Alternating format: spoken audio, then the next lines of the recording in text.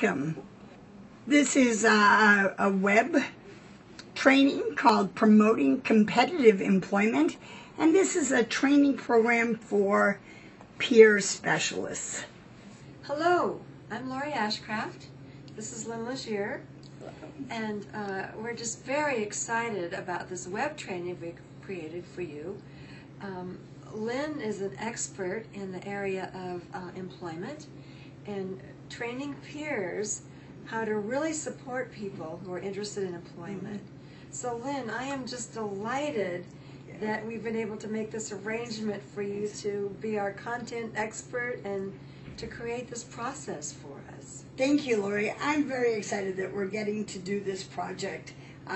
As you said, I've done a lot of employment work in my life, but in the last few years I've been able to really work with and think about this wonderful, unique role that we as peers have in inspiring other people around work. Yes.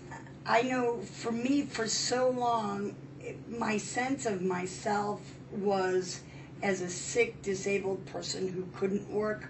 So when professionals told me I could, it had no meaning. It was only when somebody who had walked the same walk started to come back and say, well, why not?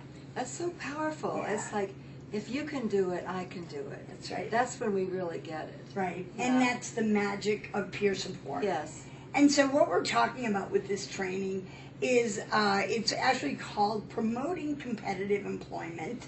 Oh, I love that title. Yeah, and it's very specific for that we aren't talking about the route that happens so often, which is let's help you get a job, any job that sort of fits where you are now, and it's probably dead end, but whatever, we can say at least you're working. And you're probably not interested in it. Exactly. But let's do it anyway. That's right, just so we can feel good that we've done something. Never works. Right, Never exactly. works. I've had a few of those jobs myself. As well. And so what this is about is a whole different thing. Yeah. This is about helping people vision themselves as embracing work and employment and career and vocational recovery. Career even. Absolutely, as part of their journey if they choose it. Yeah. So, and like all peer support, it starts with choice. This would be based on the choose, get, keep philosophy? Exactly. Great. But it starts one step earlier. And let me sort of overview the course for you. All right. And then you can see. So we're going to start with the place of ourselves, like we often do in peer support. And the first place is what we call the discovery of recovery at work. Now, is this the first of 8 modules then? It's actually the second. We're doing the first right now, which is our introduction. Oh, okay. Yeah. Right. So that would be officially number 2 of our 8. And what that is about is looking at ourselves and going into our own journeys, because if we're working as a peer specialist, we've had a vocational recovery journey. Right. But we think of our recovery story, we never think of our vocational recovery story. Well, we don't. We just kind of lump them together. That's right. And if we could separate them and really look at what worked, then we can learn from that. That's right. And so we're going to look at how do we look at our journey as a vocational recovery story? How do we share that in the same way that we do as peers with recovery stories? That would be such a powerful tool. The most powerful. Yes. We're going to start with the most powerful tool. Why not? That's right. Yeah. Absolutely. And then we're going to go from there to what we call it's an inside job. Oh, clever. Right? And when we think of employment, vocational recovery, whether it's from ourselves, if somebody's asking us if we are going to pursue it, or asking other people around us, usually that initial reaction is, oh, there's too many barriers out there, right? It's bad unemployment. I don't want to get off my benefits. I'll never get back on. Stigma. Last time I got fired. Well, and so you're bringing in both the inside and the outside. Oh, and I am, right, yeah. And that's the key. Those outside things are nothing once we take care of the inside. Oh, right, because if I don't think I can do it, I can't. That's right. Yeah. And so many of those inside messages are in fact not true at all. Right, yeah. right? I can't work because I'll lose my benefits. Yeah. Not true. Right? Right, not true. I'm too sick to work. Not true. Probably not true. Yeah. Right. Let's You know, check I'll it out. just share this with you. 70% of our workforce are peers. That means we've got 600 at least at this point in time, peer employees. And almost never do they go out because of an illness. That's right. Yeah. It's the reasons everybody else goes right. out, Yeah. but not the illness. And I think there's so much focus on the illness. Yeah. If you've been in treatment, that you think that is everything, Yeah. when in fact, when you have other things to do and be, Right. that subsides dramatically for a lot of Right. people. So it's not the barrier That's made right. out to be. That's right. And often it's the thing that creates more of a path to wellness. Yeah. That's right. So we're going to look at So those that's your inside out inside things. job. That's What's right. your next one? So after that, we're going to begin to look at what is the landscape of vocational services. Oh, good. Right. So what's out there? What helps people? Because peers aren't going to replace employment specialists or be our counselors. Right. We're not asking them to become those roles. They're already there. Right, and we don't want them to have to know all that Right, stuff, but they exactly. need to know who to ask. That's right. And Yeah. so we're calling this section the pitfalls, the peaks, and the potholes. Oh, I love it. Right? 'Cause That sounds pretty fun. that's right. Because it's a mixed bag. Yeah. But if you know more about what service offers what, Yeah. then you can support people Sure. to choose. Yeah. Where do I go? Yeah. Which one's going to best serve me? And how do I access that in a way that's effective? Mhm. So it may be supporting somebody to find their voice, Right. use their voice, etc. So Or are there resources? right, exactly. So all of that landscape that's out Yeah. there, and how to make more peaks and more plateaus and less potholes. Yeah. That's what I we're love going to be it. working towards. I could use a little of that some days. Oh, absolutely, absolutely. And then after that, we're going to look at, as I started to say, accessing those resources. Mhm. What does it mean to access? Access is so much more than saying, well, do you know, there's a voc rehab office. Here's their phone number. Good luck. Yeah. Right? How do we support accessing? And how do we support people to be effective in their own advocacy? Sounds good. Right. So we'll be Yeah. talking, again, basic peer support functions and Applied to the employment Exactly. situation. That's right. And then what we're going to talk about is really how do we support the vision of the ongoing journey? That wherever I am today is just a step. And that is about reframing where I've been, where I am, and where I'm going, Mhm. so that no matter where I am is okay, because it's the foundation for where I'm going. So, are you saying I keep my eye on my ultimate goal, but I stay connected one day at a time as I get there? That's Not right. trying to solve all those problems at once. Right, and where I'm starting may look like what we would call a dead-end job, but I may be going Okay. in there Yeah. because I've looked and said, if I go there, I can find out this, that, and the other thing Mhm. that I need to learn and want to learn in order to make my next steps. And this- So I'm information gathering. Yes, and that leads to what you were saying earlier about That's right. this is really about a career. That's right. It's about And that it's a whole step at a vision. time, yeah. That's right. And for many of us, I know for myself, I was out of the workforce for many years. And over time, I stopped knowing what could I do, what did I like. Yeah. I knew that I could run a group in my day treatment center on A, B, and C because I had sat in so many of them. If the director wasn't You there, were an expert. That's right. I could say, okay, we're meeting today about this and this, and that's all I knew. I had become a client. That was my life. So when I started to think about, well, what do I like? What time of the day is a good time for me to work? Can I get up in the morning with my meds? Mhm. I didn't have the answers. Mhm. And this is the idea that we can select work or volunteer things to just gather the answers Yeah. we want Yeah. to keep going Get forward. reacquainted with the part of you that can work. That's right. That's right. And interestingly, for me, it was, I don't know, about 3 weeks in a volunteer job that changed my whole vision. And I think that that's very often, we just need to start. Once that start happens, so much more happens. So how do we figure out a place to start and that any place is okay? So that's what that whole section is on.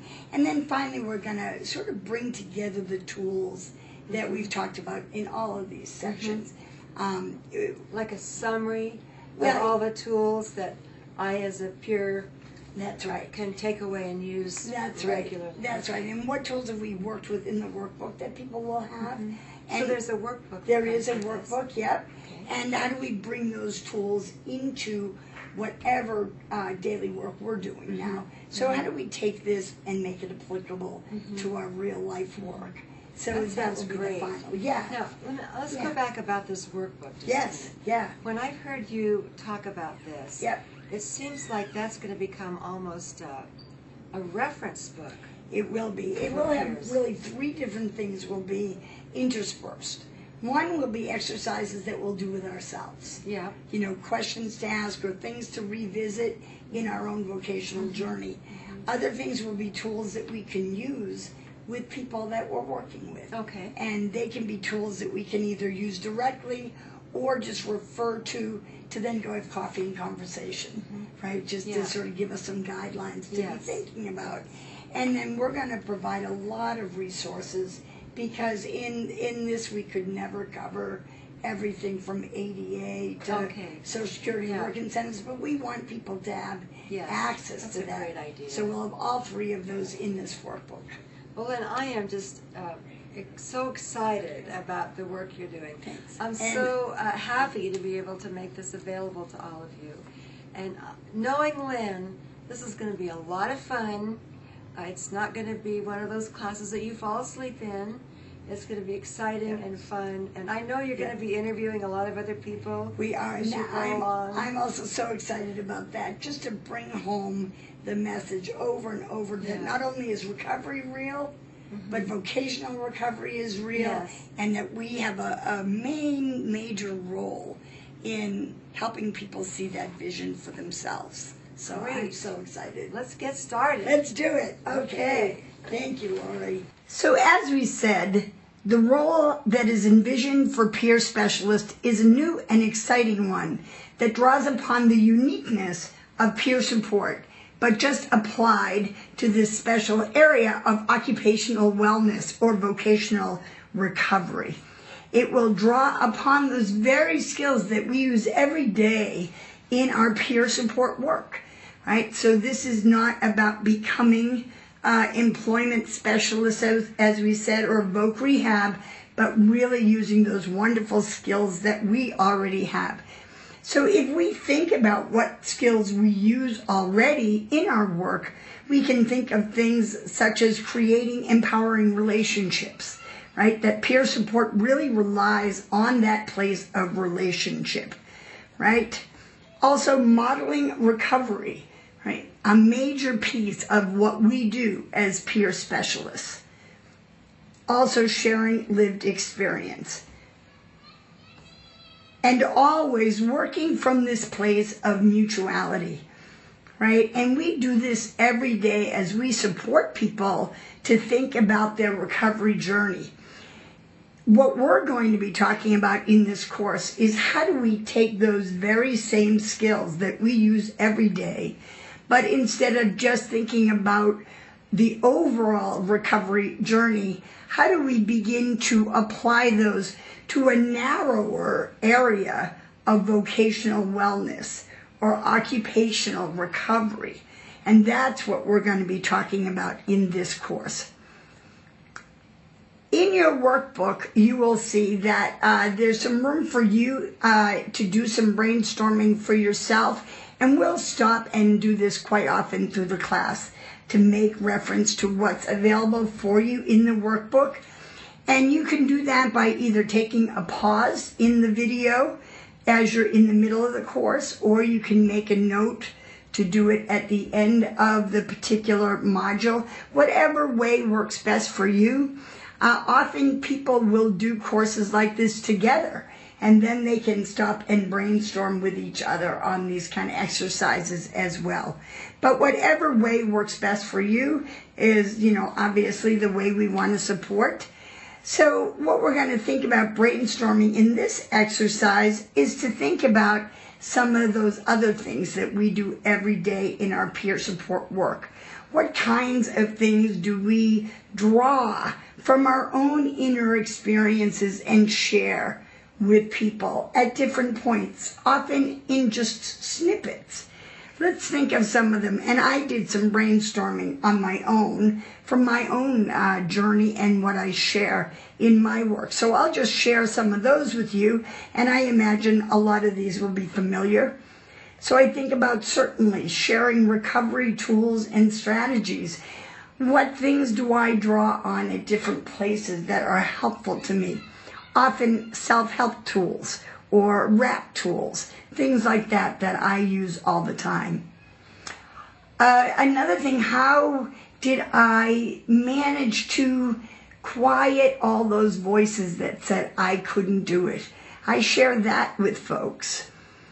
How to reframe those experiences from the past into something that didn't hold me back or didn't leave me in a place of bitterness and anger about my past, so that I could really enjoy and celebrate my life today. How did I combat those negative messages, that self-talk, right? Things that are really important for us to be sharing. And my guess is that you're sharing these kind of things all the time in your work as well. A big one is, how do we move out of that comfort zone that we're in? How do we take those risks? How did we maneuver our way from a place that we knew to unknown, scary ventures, right? How do we embrace hope? How do we hold on to it in those really trying times? And how do we use self-help and overcoming fear and validating strengths within with others all around? How do we use that? So these were just some of the ones that I came up with as I brainstormed. What kind of conversations do I have in my work with people when I'm offering peer support? And these are just a few, and as I say, my guess is that your list may have some of these, and we'll also have some different ones. But this is the kind of work that we're thinking about as we think about this new role, is how do we take all of these kinds of conversations that we share, tools that we share, strategies that we share, and how do we support people around this one area of wellness, vocational wellness or occupational wellness. And one of the reasons why we can do this is because if we are a CPS, we have indeed experienced our own vocational recovery, right? We have gone on a journey from a place that we either weren't working to where we are working, or to where we might have been a place where we were working but didn't believe we could do a job that we really cared about. All those kind of transitions we've probably been through in our own journey. And so that is what we will get to draw on as we think of ourselves in this new role, is our own lived experience of a vocational recovery journey. So what does that look like? Is that the same as a recovery journey? Well, I think in some ways it certainly is, but in other ways it's not, right? And so as we think about this journey that we'll be talking about, let's sort of think first about the big framework that we'll be talking about in this course. As we were thinking about how do we imagine a vocational recovery, like any recovery, we know that it is not linear in any way at all. But we're going to try to present the ideas in a somewhat linear fashion. One of the things that the ideas that we'll talk about is drawn from, in sort of a loose way, is what's called the Stages of Change by Prochaska, right? And many of you are probably familiar with this. And Prochaska talks about pre-contemplation, and that's a place where whatever change we may be someone else may be thinking about for us, we aren't thinking about it at all. It's like no way, no interest at all. And then there's contemplation, where we might be mulling the idea over or sort of playing with it, thinking, I wonder if I might want to do that. But it's still very tentative. From there it goes to preparation, where we're really starting to say, no, I really think I'm going to do this change, right? I'm going to make this move. So to do it, what kind of steps do I need to take? And we sort of plan out or prepare for that. And then the next step, which is action, is where we actually take those steps. And then maintenance, which is sort of staying where we are, maintaining, right, whatever we've accomplished in this process. And there's some value to this model, but I also see some limitations. One is that it was based on changing behavior, and we're not really talking about behavior per se. We're really talking about a much bigger picture. But that's why we see this relapse included within this model. And in addition, this is really seen as something that you start and then you get to a somewhat ending point. And we certainly know in any recovery journey, there is no necessarily ending road on it. It's a lifelong journey. So there's some limits to this particular model. So instead, we're going to rely on a model from what's called psychiatric rehabilitation. And it was created by Boston University. And it's a model called Choose, Get, Keep. And Boston University Center for Psych Rehab actually created a much longer and more in-depth training on vocational peer support. And what we're doing here is sort of an overview of some of those ideas that are in that training using this approach of choose, get, keep. So I want to quickly overview each of these. So getting ready is, really just that place of us thinking about what do I need to sort of put in place to start. It's kind of like that preparation that Prochaska talks about. It isn't a thing that says we're ready or we're not ready. It's just saying, how ready do I feel right now to take this journey? How ready do I feel about considering work? Do I believe that I can do this kind of a new direction for myself? So it's looking at those kind of pieces. So we'll talk about that. The next piece is about choosing. How do we choose where we want to go? And really spending some time on how do we support people to think through not just goals and certainly not just a job, but how do we help people begin to get back in touch with their dreams and then from there maybe choose their next right step based on a much bigger picture of where they want to go. And then the next, as you might guess, is once we know where we want to go, how do we get it, right? I want to work in recovery innovations as a peer specialist. How do I get that job? What do I need to do? How do I do it? And supporting people throughout that whole process. And then the next is what we call keep. And keeping is really about being successful in that setting that we ended up in, being satisfied in the job or the schooling or wherever we've decided to go, and staying until we decide we want to leave. So that's the keeping part, and supporting people to think through those changes. And overall, this is all about supporting people's vocational wellness. One of the descriptions of peer support that's always resonated with me is this idea that we support others to find their own inner wisdom. And as we think about approaching vocational wellness from this place of choose, get, keep, it's a really nice match because the person does the choosing, the person does the getting, and the person does the keeping. We're there to support, to help maybe the person connect to things that might be available in the community, to also support, to go with them and be with. One of the greatest peer supports we can offer, just being with as people go through this process. And when I think of this, I think of a story that is very common within the 12-step world, but I think it's really applicable for us to think about as we think about supporting people around work in our role as peer specialists. And it's called something like A Man Fell in a Hole, or The Man in a Hole is what it's called.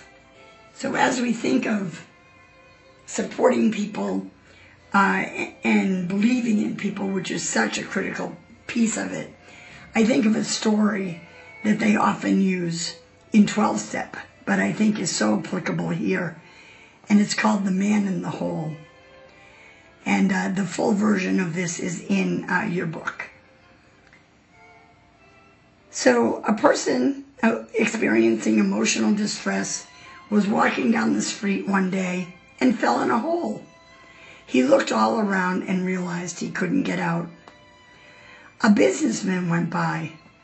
The person in the hole called out for help, and the businessman threw him some money and told him, "Get yourself a ladder." But the person realized that he could not find a ladder because he was in the hole. A doctor walked by, and the person yelled out, "Help, help, I can't get out." The doctor gave him drugs and said, "Take this, it will relieve the pain." The person thanked the doctor, but when the pills ran out, he was still in the hole. A renowned psychiatrist rode by, but heard the person's cries for help in the distance.